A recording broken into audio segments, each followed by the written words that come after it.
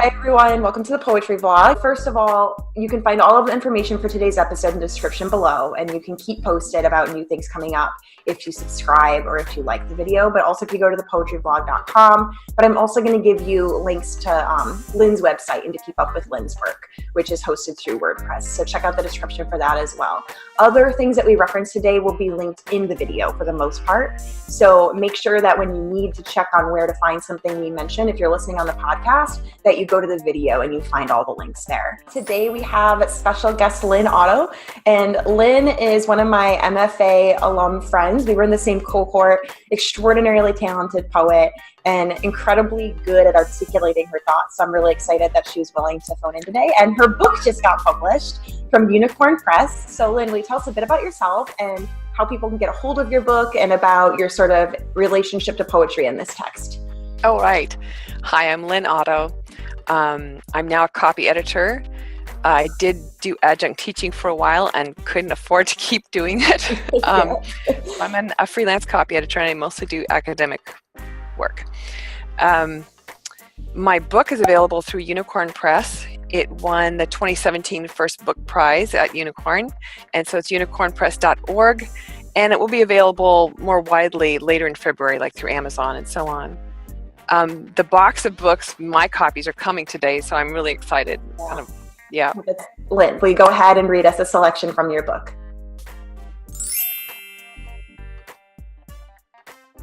I know what we want to talk about a little bit later, so I'm going to read a poem related to that. It's called What Happens When Women Pray. And I wrote this one actually during our MFA program when John Beer gave us the assignment to write a poem with the same title as a book you didn't read.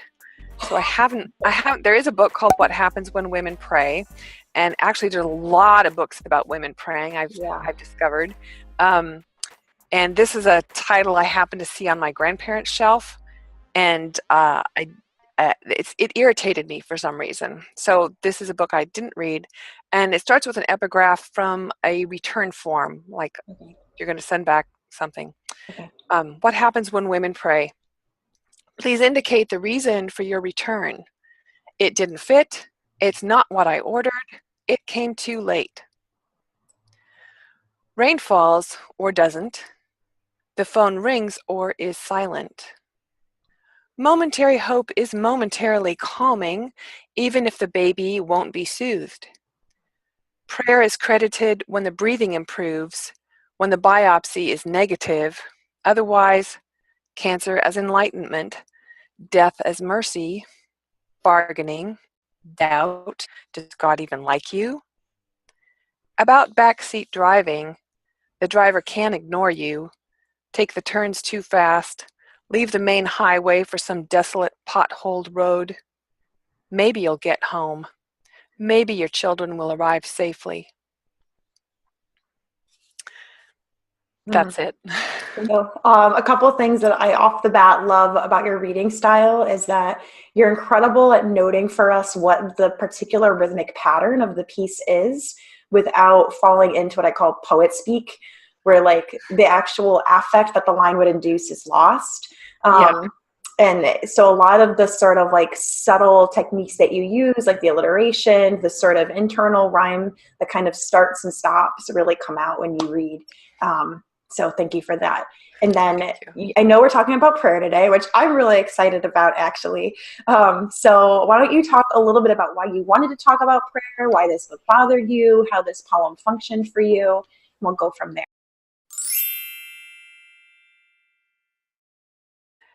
When I was in the MFA program, my mom had just been diagnosed, right at the end of that, she was diagnosed with ALS, Lou Gehrig's disease. And boy, if that doesn't bring out the prayer warriors, my parents go to a certain church, which I grew up in, and, everything was on Facebook, and there was a lot of prayer going on, and a lot of what I felt was unrealistic prayer. I mean, people don't recover from ALS, and so it just sort of grated on me. The other thing is that, here's an instance. She needed a surgery to install a feeding tube, and the doctor recommended a certain physician. And so, man, my sister was posting on Facebook, prayer warriors, please pray that the insurance will approve this certain physician, etc. And, it was this big, like, aha thing. Yeah. And then it was approved. Oh, that was all God's doing, Yeah. And then the surgery was a fiasco. That surgeon that was so, wonderful, put it all the way through both sides of her stomach, Oh my gosh. And did any of the prayer warriors say boo? Like, Yeah.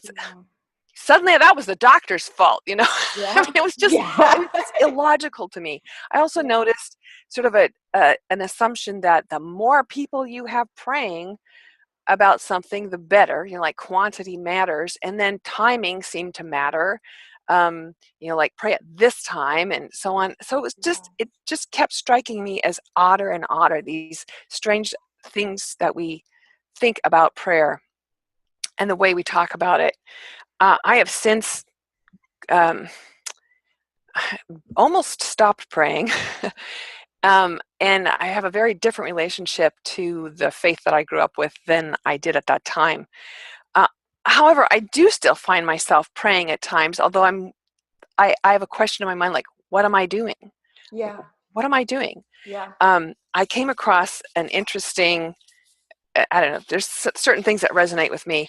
I'm reading with Keisha Llewellyn-Schlegel, author of Fear Icons. Here's her book, at PSU on Monday, January 28th. And so I've been reading her book, and she says, all beings formed deep in the body of the sea. Here we first learned that fear is a form of intelligence. It's an ancient mouth in the brain that cries, help.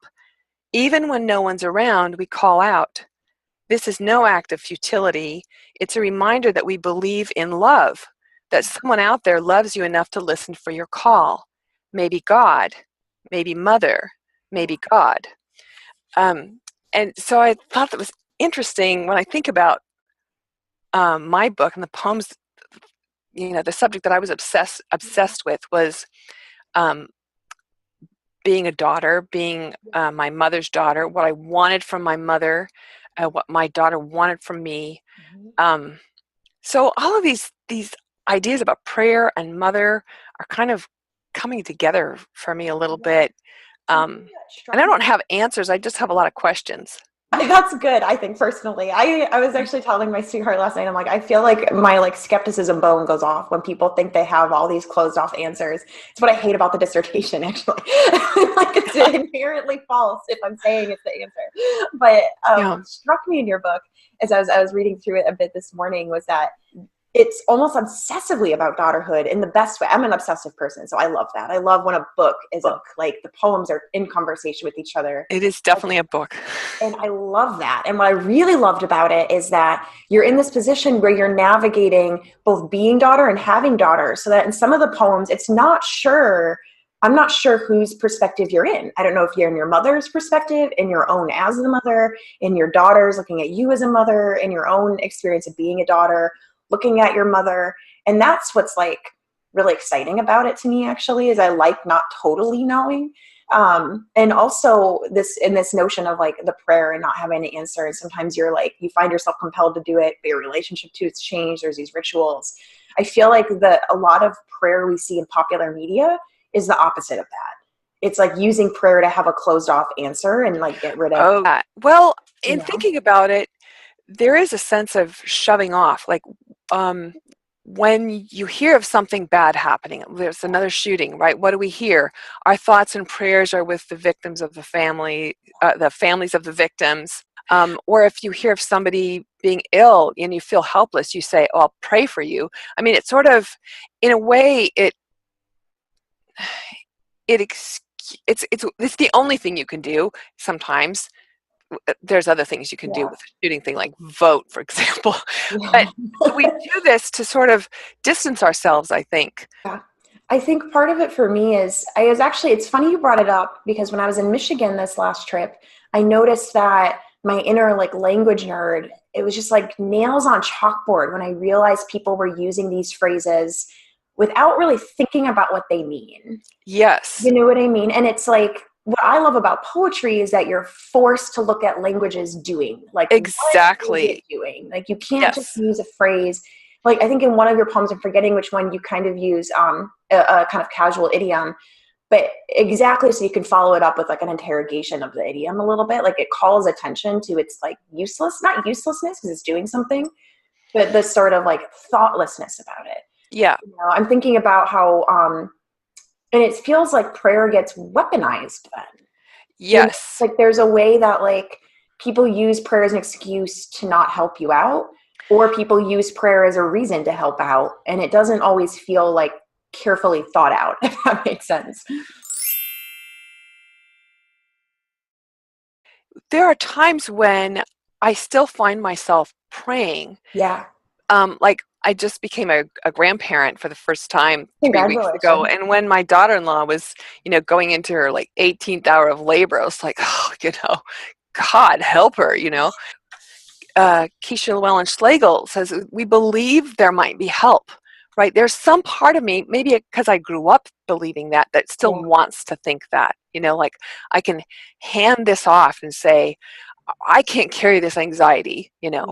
So there's some sense in that's maybe a helpful thing that Yeah. I could still keep doing it even with Yeah. you know, a skeptical voice. Yeah. Yeah. Um, but I think it's good to be aware of what we're doing, to not do that mindlessly. This uh, when I you probably have this too on Facebook. You'll see just the most mindless sorts of ideas about prayer or strange. Like it bothers me when people are choosing what's a God thing and what's not. It's like, Yeah. well, like what isn't a God thing? Like what's this God, just Yeah. occasionally dipping down and saying, okay, you get to keep your child, or your baby gets to not have brain damage, Yeah. but I'm not going to listen to that prayer, Yeah. you know, Yeah. and I just didn't. It seems callous and unkind Yeah. to be like praising God for your healthy baby when somebody else doesn't have one, or Yeah. I don't know. I just don't know how to navigate that. I understand that many people have a sense of a relationship to a God, of one sort or another, but it feels really thoughtless sometimes when we consider our relationships with each other. So I agree with you. Yeah. To interrogate the language, it is something that we are more tuned to do as Right. poets, but everyone should. I don't know. Agree, actually. A big part Yeah. of it for me was I went to my parents' church, and you have these like hundreds of people sitting together, and it was the Christmas service. So of course it ended with the call to prayer. And I know this is going to sound very pretentious to a lot of people listening, but I was just like, who's calling whom and to what prayer?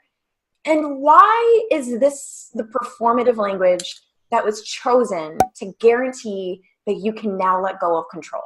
Because that's what it, and in a productive way, I think that's what it is. Like, I found myself lately returning to prayer as a form of re-engaging with the moment and letting go of my belief that I can control it, and a sort Yeah. of like giving for, and I think that like there's something to be said for collectively people willing that something will happen that's good in the world, right? And so I think Yeah. it's Yeah. happening. But like then there's these moments where like, and I believe in ritual because I'm OCD. Like ritual matters. You perform these things with your body to help your brain believe it because your brain is part of your body. But then there was the call to prayer.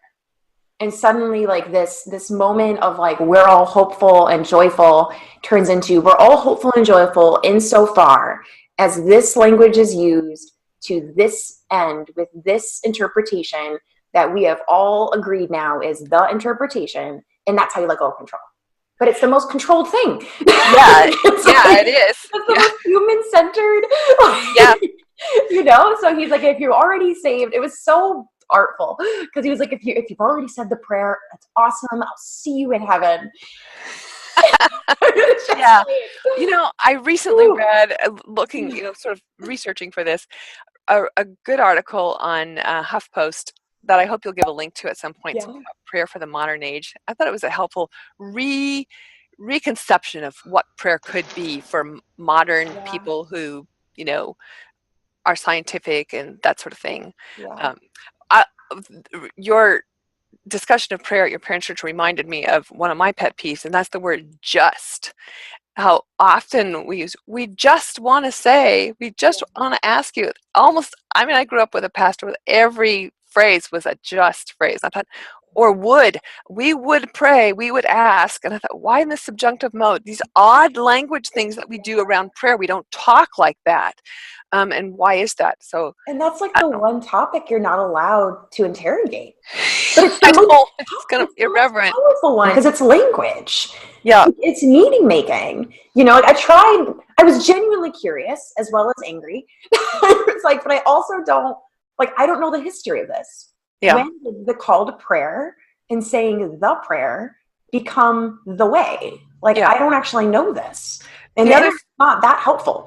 You know what I mean? So I asked, and immediately the assumption is you're attacking the prayer and I'm like, no, but as a poet, and this is where it comes back to poetry, I think, in a real way, it's like we perform ritualistic language. We look at ritual language. We look at what language is doing. I want to know, like, when did this become the ritual? Why? And when does it serve us? And when does it create more harm? I think too, we can be very egocentric in our prayers. We might want to pray for one thing that would benefit us, but it would harm somebody else. Yeah. When we're expecting a lot of God to sift all that out. Just like, Yeah. I have another poem about that. Should we pray for rain? Is it in your manuscript? Yeah, it is. Will you read it for us? Oh, sure. Perfect. Okay. After the flood. Perfect. Among the mud-bloated cattle, among the fattened crows discussing the landscape, what will fill our mouths beside our bitter tongues? Bowls of foul air? Should we not have prayed for rain? Warped doors give way to rubbled rooms, where windows were, stained curtains luff lakeward. Let us kneel to consider the limits of algorithms and whether God is good. Surely we believed our prayers are sifted, that right requests would settle on God's ear like specks of gold in a miner's pan, all worthless bits washed out.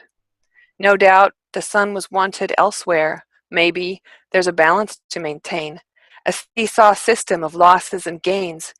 Of course a crow is laughing in the sycamores. It doesn't care the foliage droops all sodden and forgetful. And look at the ants, the competing spiders, all the beetles still clinging to the bark. What I love about that is how you're using all of these nature metaphors, which are actually very real and concrete, to try to sort through like the metaphysics of prayer. Like, what are we actually asking for, and what are we expecting out of the asking? If that makes sense. Yeah. And part of like the weirdly humanist, if I'm gonna get like academic-y on it, right? The like we can know. Right? Like we can figure it out and God will know we know and it's like this weird sort of like creation of self in the metaphysical, when the metaphysical is supposed to be where you don't have yourself anymore. Now my brain feels like spaghetti, but sorry. Yeah. No, but it's something that gets under my skin because I think that when you come from these religious traditions, when you start questioning the use of poetry in them, because that's what it is, you're told to stop writing and to stop thinking about language critically. You're also told what religion has to be, and then you're told what faith has to mean, and then you're told like it's actually a quite big ask, and then you're told that you must be like rebellious or like atheist now, or especially if you're female. Oh my gosh, yes. Yeah. To open your mouth. Too. So actually, I'm going to put it, I think people can get where I'm going with that, which is basically it's binary. Yeah. Like either you're like truly sanctimonious or you're truly damned. I'll see you in heaven, or maybe you won't say this prayer. It's like, I think poetry offers a chance to like reconnect with what a faith-based tradition can actually be, if that makes sense. And it without it being. I hope so. We'll see. I don't. I'm kind of right in the middle of the muddle of it. I'm excited that you're in the middle of the muddle of it and you're talking about it. Quite a dependent stance as well, but it's also a relational stance. I think when I searched on Amazon for books about prayer related to women, there were over 50,000 titles. For men, related to men, there were over 40,000. So there's about a 10,000 book difference there. Yeah. Recently read Gemma Hartley's book, Fed Up, talking about women's emotional labor. And it struck me that, prayer, we're expected to pray. Women are expected to ask, to be in that. We're not expected to question prayer or to be smart even. Yeah. Anyway, that was my experience. This is kind of a long time ago. I dated one real Christian boy, and we broke up by him no longer interacting all of a sudden, but we were in Bible studies together. And I was so excited that I was trying the thing. I was being the girl that was I tried so hard to be demure, so to speak, not have as many opinions, all these things. And finally one day I was like, what is going on? You just disappeared. And he was like, well, I think we'll get married one day even. There's a lot of potential there, but you just have a lot to say and you have so many opinions. And I just think you need to outgrow it. It's well, we're never getting married. But there was also that, I remember going on mission trips and I was trying to be the good, encouraging girl. So I'd be I'd go to dump my whatever, because we're building houses. And I'm great job. And I'm I'm going to use my verboseness to be encouraging. And we got gimme awards at the end of the trip. And I got Chatterbox or something. I remember my heart. I still remember how it felt, where I was I failed at girlness. You know what I failed to be the supportive, understanding, blah, blah, blah, blah, blah, blah, blah. Yeah. Shut it down. Yeah. And it's well, yeah. It feels that way to me. On Facebook too, when I notice people talking about prayer, it's often women saying, I will pray for you, or will you pray for this? It's, I don't know. Anyway, wonder why. I think you probably have experienced this too, when you grow up with a sense of, I can ask, and somebody might listen. And someone might listen, whether it's your mother or God. There's a comfort there. And when you think, maybe nobody's listening, there is a grief there too. Thank you for your generosity in being on the show today. Thanks for asking me, Chelsea. Yeah, it's a pleasure. Sure. It's exciting.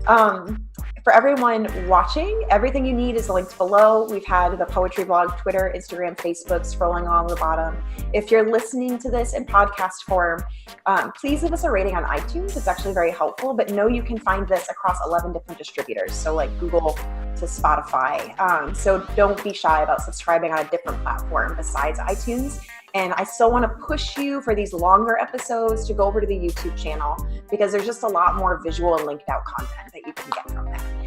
And there's something to be said for watching poets talk about their poetry, because there's a lot of poetry podcasts out there, but there aren't a lot of poetry channels. So that's my plug for the YouTube if you're the podcast listener, and my plug for the podcast if you're the YouTube watcher. Lynn's information is all in the description on both. Check out her website, buy her book. It's wonderful. It'll help you think more on this topic and about relationships and family trees. And that's about it. Anything else, Lynn? No, thanks again. Yeah, thank you. All right, everybody. Have a lovely day. Bye.